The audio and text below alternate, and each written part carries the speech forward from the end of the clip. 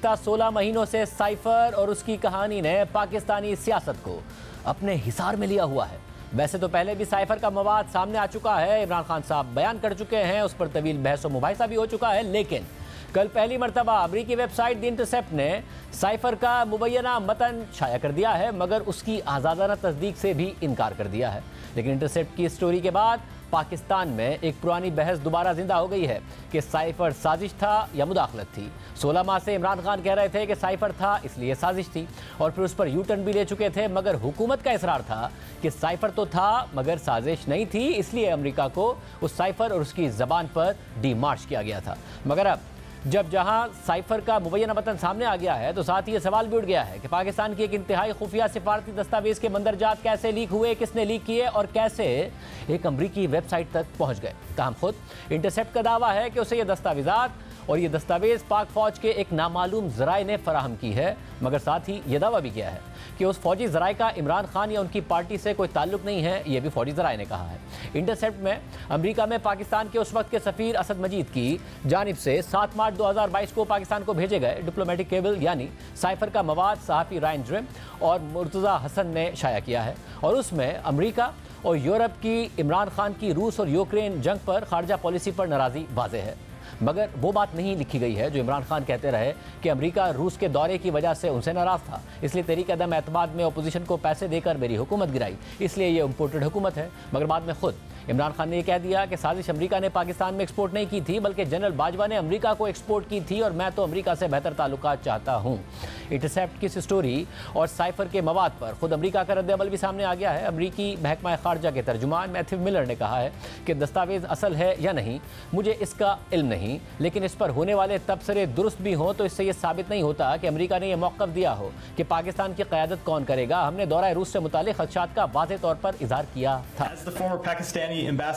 जैसा कि अमेरिका में पाकिस्तान के सफीर खुद कह चुके हैं कि पाकिस्तान की क़यादत से मुताल्लिक अंदरूनी फैसलों में अमरीकी दखलंदाजी के इल्ज़ामात बेबुनियाद हैं। जैसा कि हमने भी कहा, ये झूठ हैं, ये झूठ ही रहेंगे। अलबत्ता इत्तला है कि ये मुबैना पाकिस्तानी दस्तावेज है। मैं नहीं कहता कि असल पाकिस्तानी दस्तावेज है या नहीं, मुझे इल्म नहीं। जहाँ तक रिपोर्ट किए गए तबसरों की बात है, मैं सिफारतकारों की निजी गुफ्तगू पर बात नहीं करूँगा, सिवाय इस बात के कि अगर ये तबसरे दुरुस्त भी हों तो इनसे ये जाहिर नहीं होता कि अमेरिका ने मौक़िफ़ इख्तियार किया हो कि पाकिस्तान की क़यादत कौन करेगा। हम ऐन यूक्रेन पर रूसी हमले के रोज़ साबिक़ वज़ीर आज़म के दौरा मॉस्को से मुताल्लिक़ हुकूमत पाकिस्तान से निजी तौर पर अपने ख़दशात का इजहार करते हैं, जैसा कि अवामी सतह पर भी इजहार करते हैं। हमने इन ख़दशात का इजहार वाज़ेह तौर पर किया। मैं दस्तावेज़ की दुरुस्तगी के बारे में बात नहीं कर सकता, करीब करीब मैं बताता हूँ कि इससे मेरा क्या मतलब है, लेकिन मैं इस दस्तावेज़ के दुरुस्त होने के बारे में बात नहीं कर सकता। लेकिन मैं ये कह सकता हूँ कि मुझे वजाहत करने दीजिए। ये तबसरा जो रिपोर्ट किया गया है, अगर वो 100% दुरुस्त भी हो, जिसकी दुरुस्तगी के बारे में मुझे इल्म नहीं, तब भी ये अमेरिका की तरफ से पोजीशन लेने की नुमाइंदगी नहीं करता।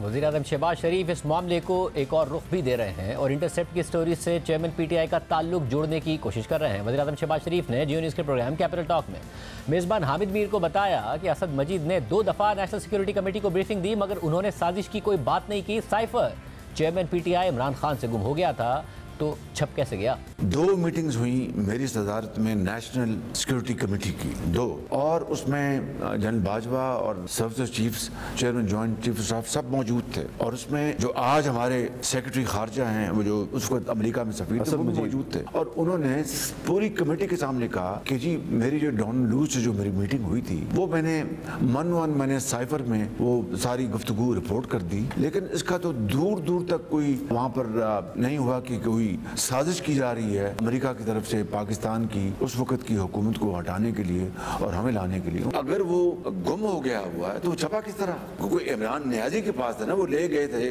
जो कि कॉपी, ये जुर्म है हम पाकिस्तान के कानून में कि कोई चाहे वो वज़ीर आज़म हो, वो साइफर की कॉपी पढ़ सकता है, वो उसके ऊपर बात कर सकता है अपनी क्लोज डोर मीटिंग में, वो कॉपी साथ लेके नहीं जा सकता। ना सिर्फ उन्होंने माना कि मैं कॉपी ले गया, मेरी कॉपी गुम हो गई। मुझे बताइए ये छप किस तरह गया?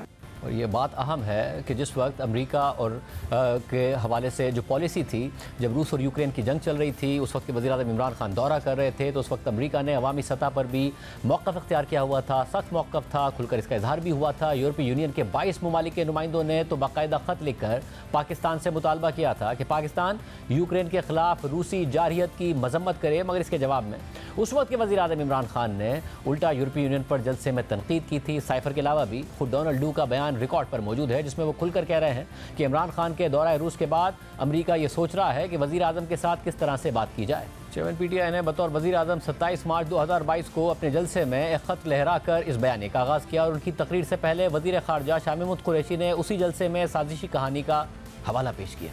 अल्लाह गवाह है, मैंने अपने कप्तान को बता दिया ये मंसूबा क्या है, इरादा क्या है, मंसूबा बंदी कहाँ हो रही है, कौन कर रहा है।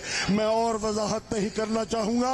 ये अमानत है, ये अमानत है इमरान, ये तुम्हारी अमानत थी, मैंने तुम्हें दे दी है। अब तुम जानो और कौन जाने कि तुम कौम को एतमाद में कितना लेना चाहते हो। ये फैसला आपका है। मगर फिर किसी भी सतह पर, किसी भी आला सतह पर उनके इस बयानी को सपोर्ट नहीं मिली। कोई भी साजिशी कहानी को दुरुस्त मानने को तैयार नहीं हुआ। इमरान खान ने खुद वज़ीर आज़म होते हुए कोई तहकीकात नहीं कराई, लेकिन ये ज़रूर कहा गया कि साइफर की ज़बान सख्त है और अंदरूनी मामलात में मुदाखलत है, इसलिए अमेरिका को डिमाश करके एहतजाज किया जाए। इस दौरान कौमी सलामती कमेटी के इजलास भी होते रहे, जिसके बाद तहरीक इंसाफ बयानिया बनाती रही कि कौमी सलामती कमेटी ने भी कहा है कि साजिश हुई है, मगर बाद में खुद साबिक DG ISPR ने वाज़ेह किया कि कौमी सलामती कमेटी के इजलास में बताया गया था कि कोई साजिश नहीं हुई है। आर्मी चीफ समेत किसी भी सर्विसेज चीफ ने यह नहीं कहा कि साजिश हुई है। पाकिस्तान के मुतादिद सफ़ीर भी ये बात कहते रहे कि डिप्लोमेटिक चैनल्स में इस तरीके से बात होती है, डिमाशिस भी किए जाते हैं। फिर सिर्फ फौजी क़यादत नहीं, साबिक सफरा नहीं, बल्कि खुद तहरीक इंसाफ से ताल्लुक़ रखने वाले सदर मुमलिकत डॉक्टर आरिफ अलवी भी चेयरमैन PTI की साजिशी बयानी से मुतमईन नहीं थे।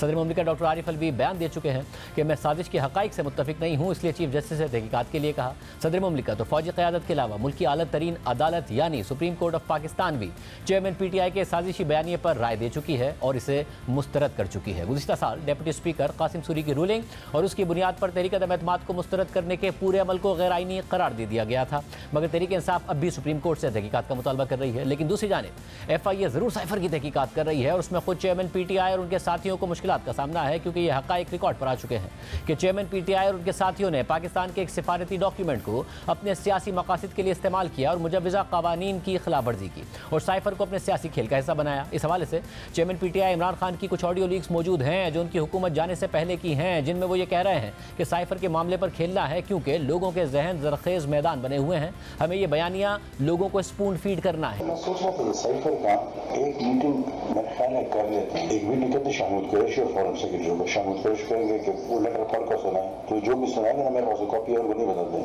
वो मैं मिनट्स में कर लूँगा कि फॉरेन मिनिस्टर यही चीज़ें सुना, फॉरेन सेक्रेटरी यही चीज़ सुना दी।